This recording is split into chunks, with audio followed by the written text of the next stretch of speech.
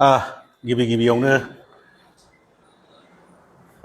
Social media नायगिरिफोरनिसिम बयनिसिमबो आंनि गाहाम हामलायनायखौ बावहरबाय। जोंनि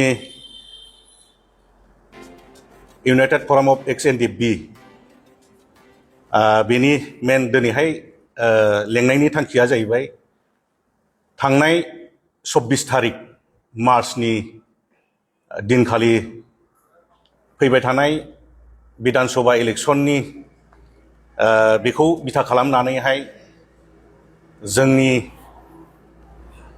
एन.डि.एफ.बि नि माखासे इस्युखौ लानानैहाय जोंनि दानि सोलिबाय थानाय गोदान सरकार बि.पि.एफ नि आफादगिरि मानगोनां श्रीयुत हाग्रामा महिलारी सारनो मोनसे मेम'रेन्डाम होनाय जादों। बे मेम'रेन्डामखौ जोङो जोंनि एन.डि.एफ.बि नि इस्युफोरखौ लानानैहाय होनाय जादों। बे इस्युफोरखौहाय जोंनि जे दा सोलिफुबाय थानाय रुलिं सरकारनि आफादगिरि श्रीयुत हाग्रामा महिलारी सारा बे मेम'रेन्डामखौ नायनानै जोंजोंहाय मोनसे खोथा होदों जोंनो जे जोंनि माखासे इस्युफोरखौ मावफुंगोन होननानै।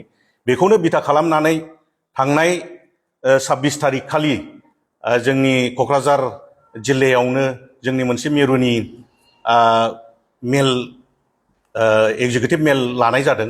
बे मेलावहाय जोंहा दैदेनगिरिफोरखौ लानानै गोबां दैदेनगिरिफोरखौ लानानै सावरायनाय जादों। बे सावरायनायावहाय मोनसे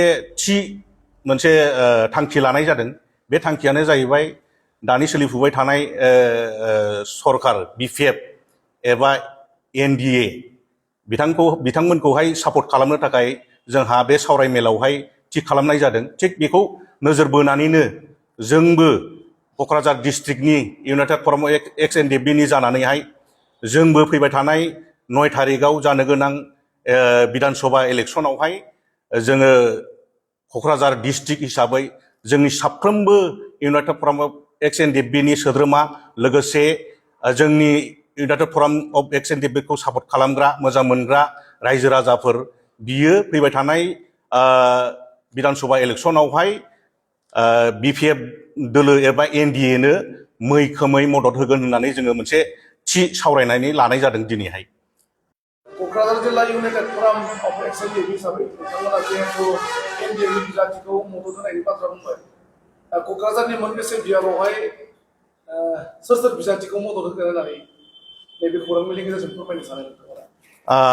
नंगौ थारैनो जे जोङो फैबाय थानाय विधान सभा इलेक्शनावहाय एन.डि.ए एबा बि.पि.एफ खौनो मैखोमै सापर्ट खालामगोन। आरो बेजों लोगोसे जोंनि क'क्राझार डिस्ट्रिक्टआवहाय इउनाइटेड फराम अफ एक्स.एन.डि.एफ.बि नि क'क्राझार डिस्ट्रिक्टआवहाय मोनबा समस्ति गोलैयो। जेरैहाय गसाइगाव 1 नं गसाइगावआवहाय जोंना सभाराम बसुमतारी सार दङ। जों सभाराम बसुमतारी सार दङ, बिथांखौ जोङो मैखोमै सापर्ट खालामगोन। जोंनि साफ्रोमबो एक्स.एन.डि.एफ.बि अफ इउनाइटेड फराम अफ एक्स.एन.डि.एफ.बि नि साफ्रोमबो सोद्रोमाफ्रा आरो बे इउनाइटेड फराम अफ एक्स.एन.डि.एफ.बि खौ मोजां मोनग्रा साफ्रोमबो सोद्रोमाफ्रा मदद खालामगोन। आरो नैथियाव दङ दतमा रबिराम नार्जारी सार, बिथांखौबो जोंना मैखोमै सापर्ट खालामगोन।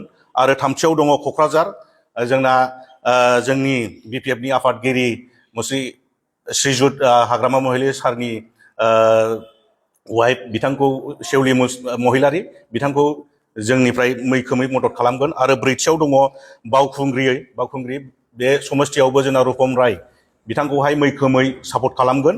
आरो बाथियाव दङ जोंना डक्टर रेजन करिम परबजरा, बे ओनसोलावबो परबजरायावबो जोंनिफ्राय इउनाइटेड फराम अफ एक्स.एन.डि.एफ.बि निफ्राय मैखोमै सापर्ट खालामगोन।